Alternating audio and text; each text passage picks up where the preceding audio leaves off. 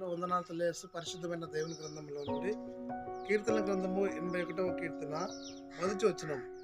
మనకు బలమై ఉన్న దేవునికి ఆనందగానము చేయుడి, యాకోబు దేవుని బట్టి ఉత్సాహధ్వని చేయుడి.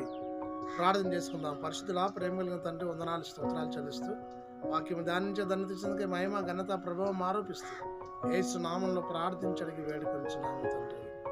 ఆమేన్. దేవుని నమ్మినటువంటి విశ్వాసిగా, సహోదరి సహోదరునిగా అనుదినము మన పనులలో మనకు బలము కావలసి ఉన్నది. ఆ బలము అనుగ్రహించు దేవుని విశ్వాసం కలిగి ముందుకు సాగాలి. మనకు బలమై ఉన్న దేవునికి ఆనందగానము చేయుడి. బలహీనను బలపరిచే దేవుడు, శక్తిహీనులను శక్తిమంతులుగా చేసే దేవుడు. కాబట్టి దైనందిన విశ్వాస జీవన ప్రయాణంలో కష్టములు చేస్తున్నప్పుడు, పని చేస్తున్నప్పుడు బలము ఆరోగ్యమును అవసరమై ఉన్నది. కాబట్టి దేవుని నమ్మినటువంటి సహోదరి సహోదరునిగా దైవ బలము మనం పొందుకొని దేవుని యొక్క నామానికి మహిమకరంగా సంఘంలో సమాజంలో నివసిస్తూ ప్రభు సాక్షులుగా ఉండినట్లు పరిశుద్ధాత్మ యొక్క దేవుడు సదాకాలం తోడేయండి, దీవించి ఆశీర్వదించునుగాక.